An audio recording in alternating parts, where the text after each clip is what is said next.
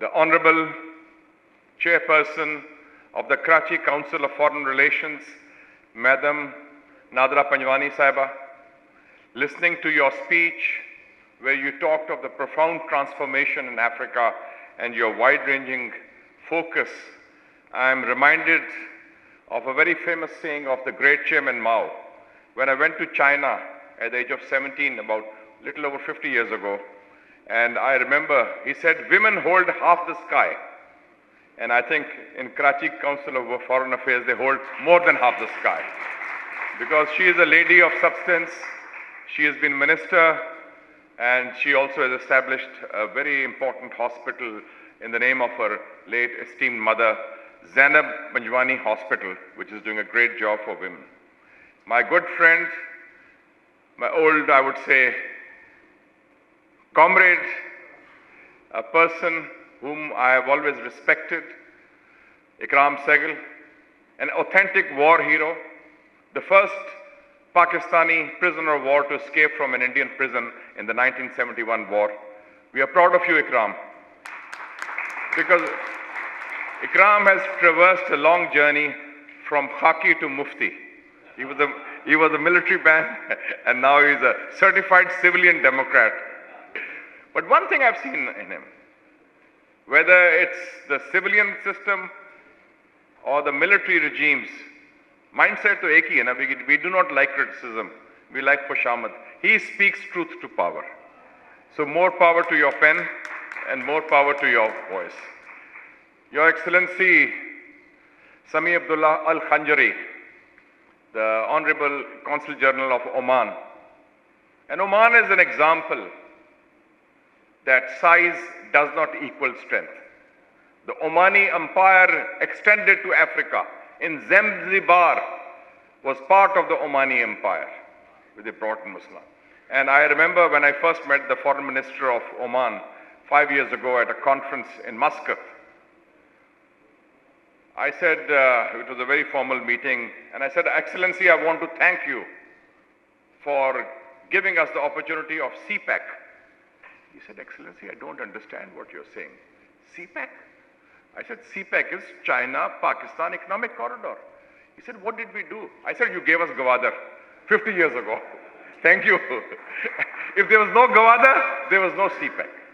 So, you know, and I had, as a student in Washington, I had the great honor and opportunity of meeting His Majesty Sultan Qaboos, handsome, dynamic person, because I had been doing research on Oman, and I mentioned about Salalah also. Tariq Ikram Saab, sir, you have given you have strategic clarity.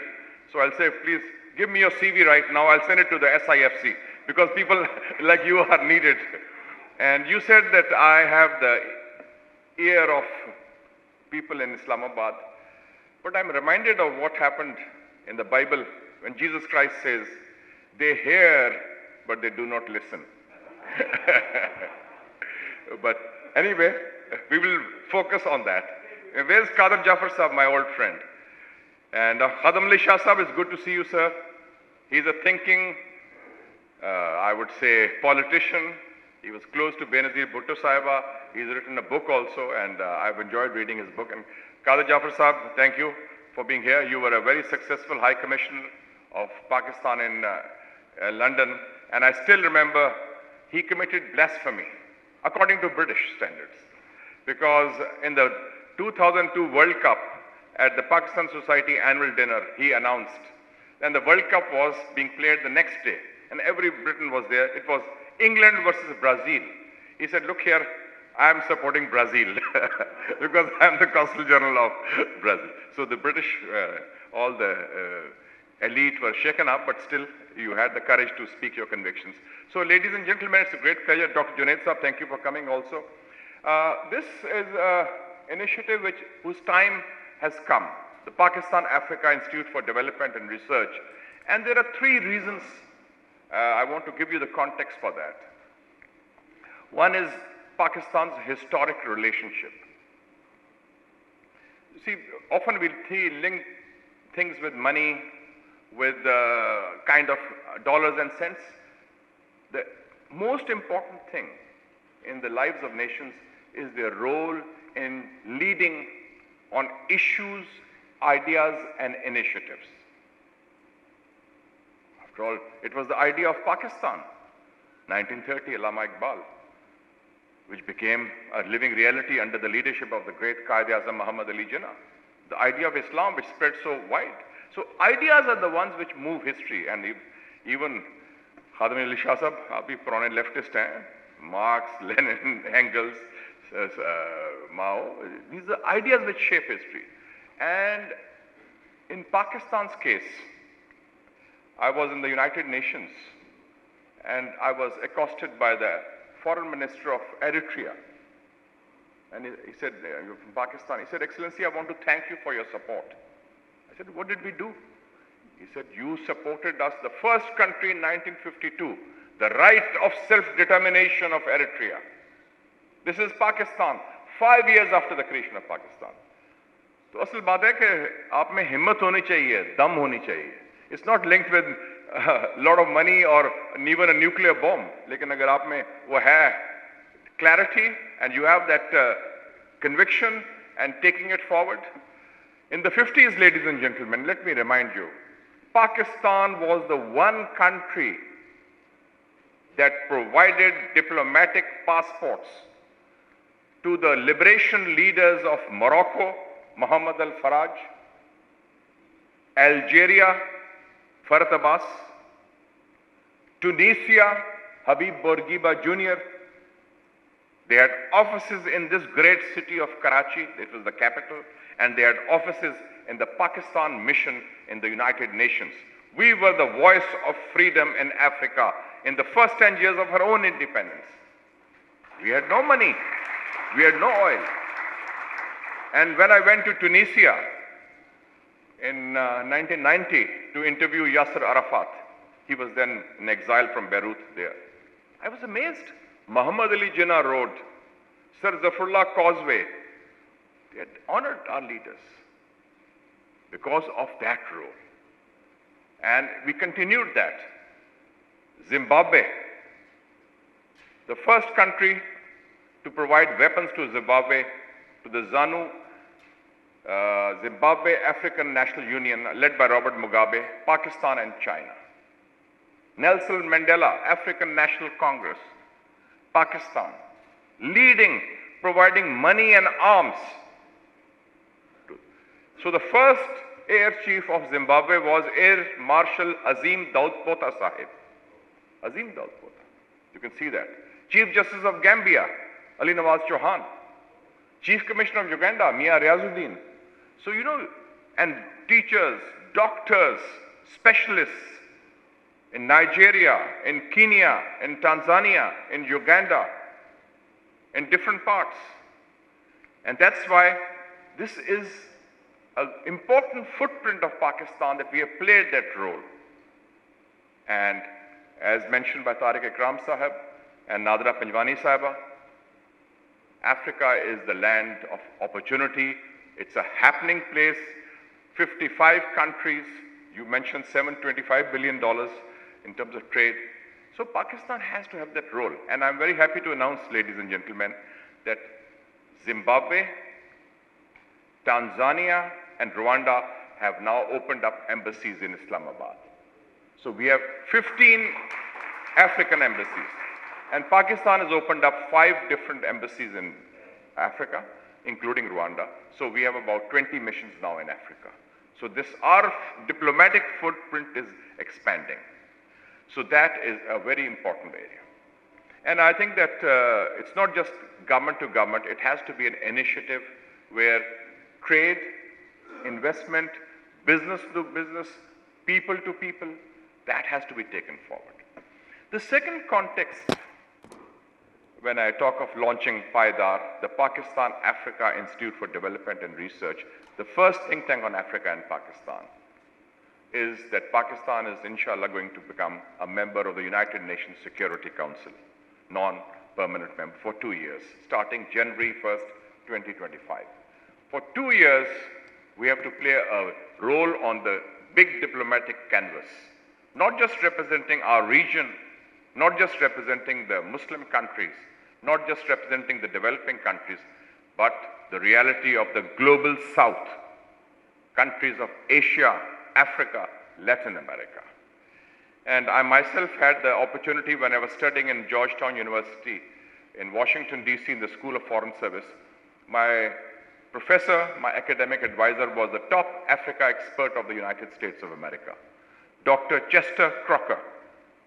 He was a top Africanist, and then he became the Assistant Secretary of State for African Affairs under President Ronald Reagan. And so he was my chief academic advisor, my tutor, my mentor, and so I learned a lot from Africa. I studied about China and Africa when I was studying in America, in Georgetown. And also, as in my student days, I had formed the Pakistan Committee for Afro-Asian Solidarity. Next year, 2025, we'll be celebrating 70 years of the Bandung Conference, which was organized by President Sukarno in 1955 in April. And 29 Asian African countries took part in that. And Pakistan's delegation was led by Prime Minister Muhammad Ali Bogra Sahib at that time. And that was the first meeting of Pakistani leaders with leaders of China. Premier Zhou Enlai was there, leaders of Africa, they were there, Jamal Abdul Nasser and others were there. So we have had that important, the Bandung spirit is now being revived. And I just met the Indonesian Consul General who was here at breakfast. And I was telling him, I spoke to him a bit of in Bahasa Indonesia. He said, how do you know? I said, my father was Pakistan's first military attaché under the days of President Sukarno, Colonel Amjad Hussain Sayyid Saab. And he played a pivotal role in developing close relations with Indonesia and Pakistan. And my father and my late mother, Madam Samin Sayyid Sahaba, she was very close to Sukarno's wife, Madam Fatmawati. He spoke Indonesian. He got the highest military award from Dr. Sukarno. And he helped build that relationship with Indonesia, which was previously closer to India, that in 1965 war, Indonesia stood like a rock. And he said, do you know Jakarta? Well, I said, I still remember my house on 42 Jalan Dipo Nagoro, which is one of the main boulevards of Jakarta. So it's important that Pakistan develop this kind of relationship. And then when I was Minister for Information, Culture and Tourism, I had the great privilege of being the minister in waiting to the great Nelson Mandela. He came for 4 days, I was there. My wife, Dr. Dushka Sayyed, was the lady in waiting to his daughter, Princess Zenani, and we spent 4 days with Mandela Sahib. He also gave his book inscribed to me with his autograph. And he said that in their freedom struggle, one of the inspirations of South Africa was, he said, your great leader, Quaid-e-Azam Muhammad Ali Jinnah. So this is Mandela, he was saying that. So, we have that kind of broad relationship, and it was Mandela who supported us on Kashmir in 1998. So we have to take this forward. And the third context, ladies and gentlemen, when I talk of this initiative on Africa, is the huge global change. We are very lucky that we're living in a time of not just turbulence, but also transformation. And this transformation that is happening in human history, in the international political arena, is amazing and outstanding. And I'll just give you a few examples of that. Last week I was reading The Economist, and they have a cover story. Those of you who read The Economist would have seen it. The global order established by the West after the Second World War seems to be now coming apart. This is what The Economist has written. President Xi Jinping met President Putin. Anatoly is here. He's the trade representative of Russia. I just went to your country, sir, and I had good meetings with your leaders. And I'm going again next month to Vladivostok because the BRICS conference is being held in Vladivostok. And I'm the first Pakistani to be invited to the BRICS because we are not formally a member, but in my own capacity as an observer. And I was invited last year also to South Africa for that purpose. And President Xi Jinping told President Putin, we are witnessing changes in the world which have not been seen in the last 100 years. Not seen in a century. And I was reading an article by the Chancellor of Germany, Olaf Scholz, in the Foreign Affairs, which is a very prestigious American journal. And he said, the world is witnessing epochal tectonic change. Tectonic change, which is, it's like an earthquake, the tectonic plates shift. And the most important statement was given by the President of France last August, addressing French ambassadors in Paris. And he said, and this is very, very important, and I quote, 300 years of Western hegemony is coming to an end. 300 साल की मगरबी बालादस्ती का खात्मा हो रहा है. That is the huge change. And this was predicted 90 years ago by the great Allama Iqbal. देख मशरक से उभरते हुए सूरज को देख, एशियन सेंचुरी. गरा ख्वाब चीनी संभलने लगे, हिमालय के चश्मे उबलने लगे. गया दौर सरमाया, दारी गया, तमाशा दिखा के मदारी गया. 90 years ago, Iqbal had predicted this thing. So this huge change, we are at the center stage. Yes, Tariq Sahab, we are mired in our own problems, but it's about vision. Himmat honi chahiye, dam hona chahiye, jaan honi chahiye. That is what takes you forward. And we've done it. 1965, Pakistan had the war with India. And Pakistan was an ally of the United States. But we befriended China. China supported us. The US did not. And the Americans were very angry with us. And Ayub Khan went to see President Johnson in the White House in November 65. And President Johnson was from Texas. And he could be rough also. He said, look here, you guys, you Pakistanis, you are supposed to be our friends. But you are flirting with the Chinese. At that time, flirtation was a bad word. You're flirting with the Chinese. And we can't tolerate the red Chinese, the communist China is the enemy. Field Marshal Ayub Khan, to his credit, said, look here, Mr. President, if we break with America, we will damage our economy. But if we break with China, we'll damage our country. And that's a red line for us. 65. 1979, October. Foreign Minister Agha Shahi goes to Washington for talks.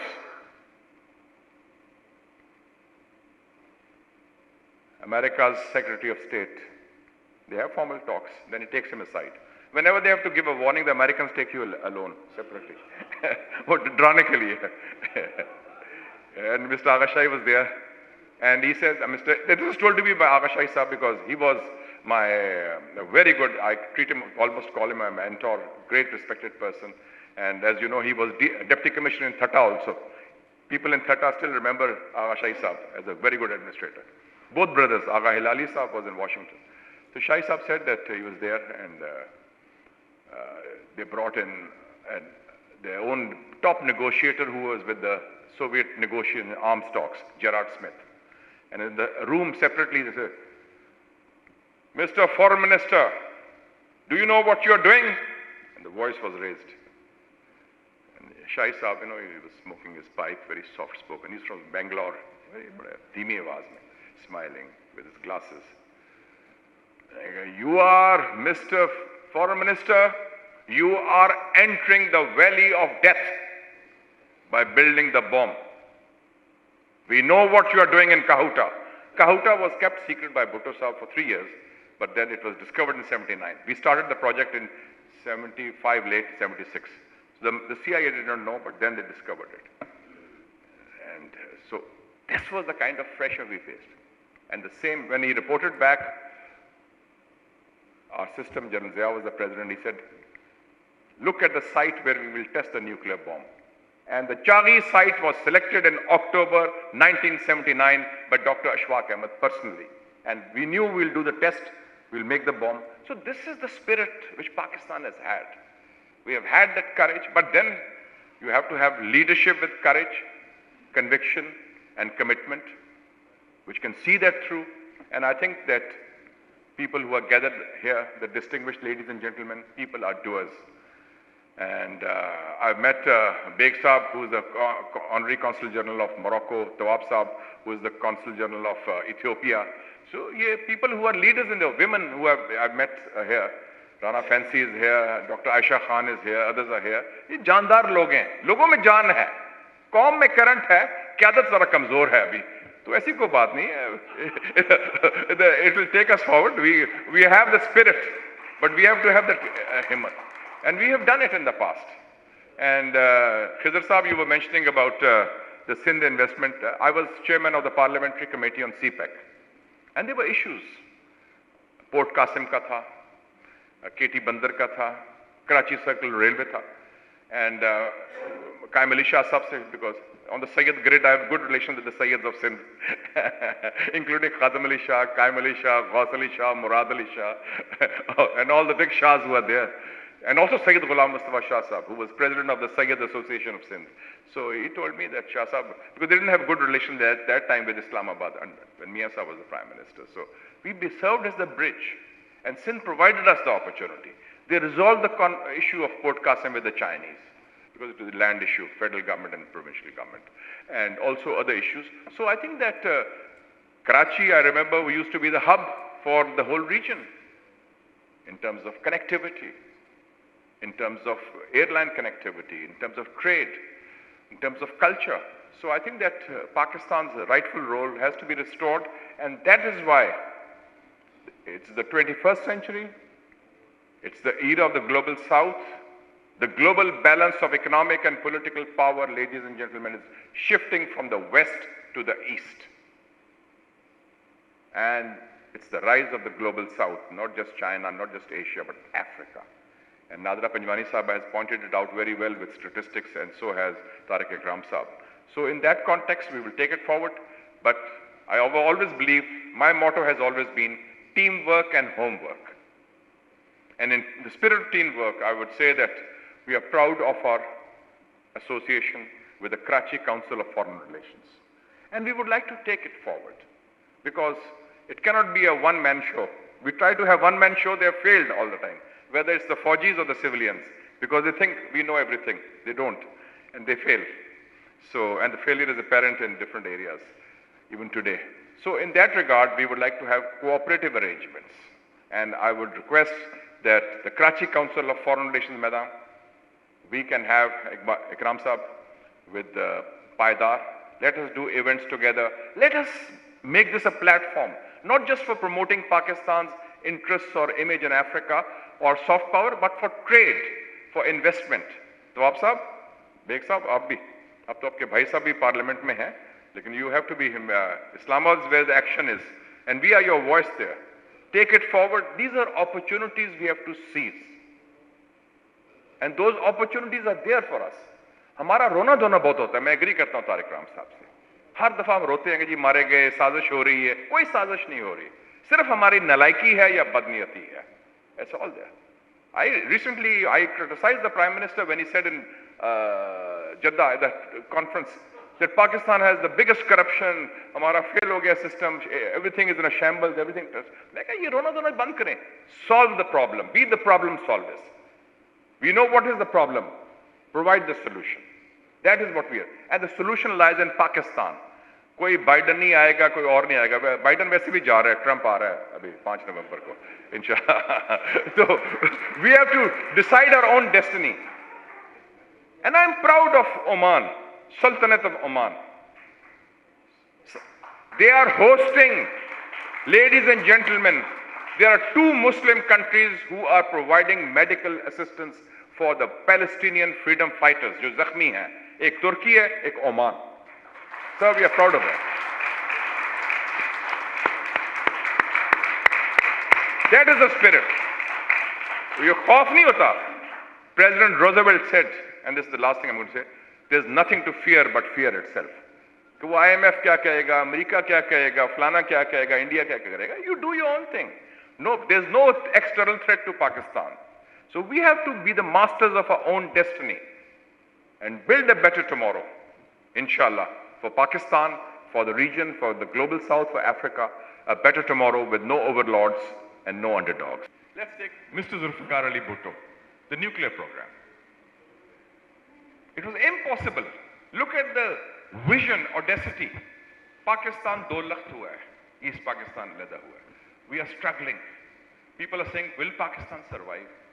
He said, and he gets a letter from a young scientist in Holland, Dr. A.Q. Khan. I can help you make the bomb. One letter he calls him. And last week my wife and I, we went to see Dr. A.Q. Khan's widow, Dr. Henny Khan, and her daughter. He says, I form a 3-member committee. Ghulam Misaq Khan, AG and Qazi, Agha Shah. No ISI, no forge, no bureaucracy, no planning division, no PC1. Kuch nahi.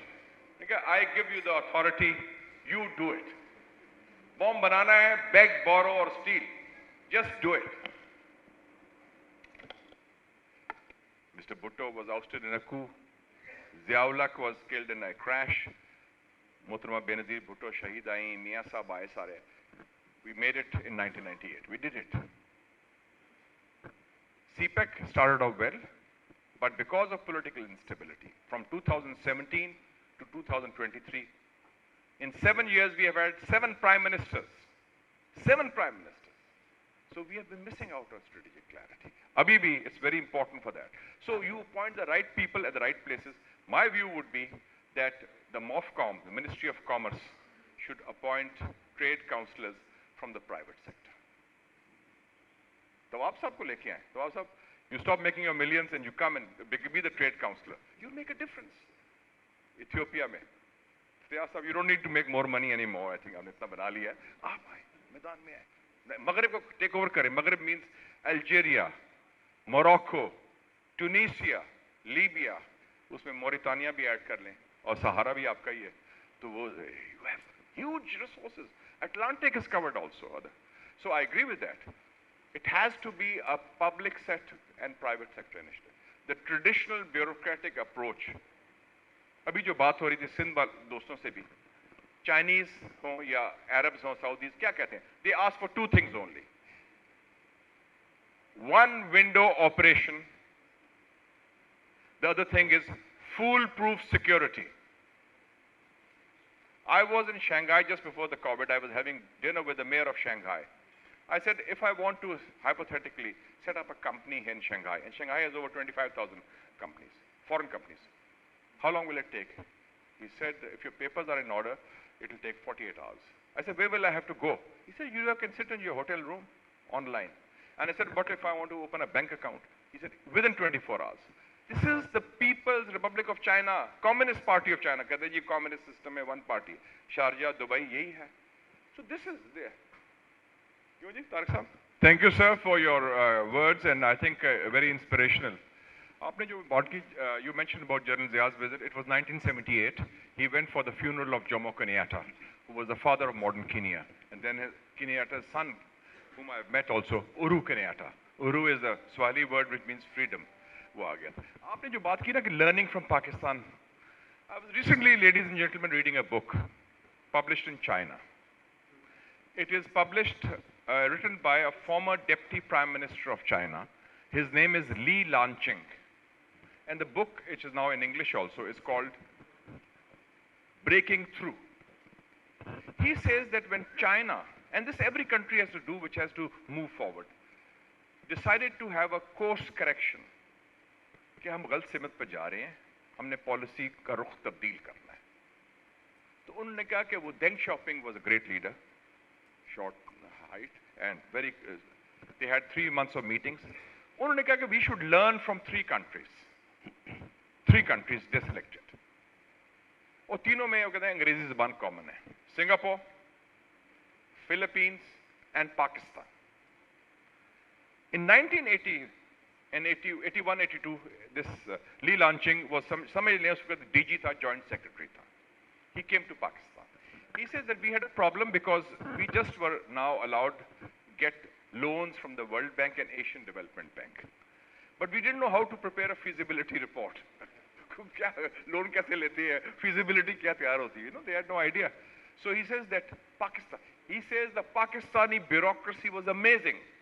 Ye sun le janab aap. Pakistani, referring probably to you and your colleagues at that time. They were amazing. They helped us prepare. They were efficient. They knew what to do. Thak, thak, thak, file bhi kaam kar rahi thi. And then he said we went to Karachi.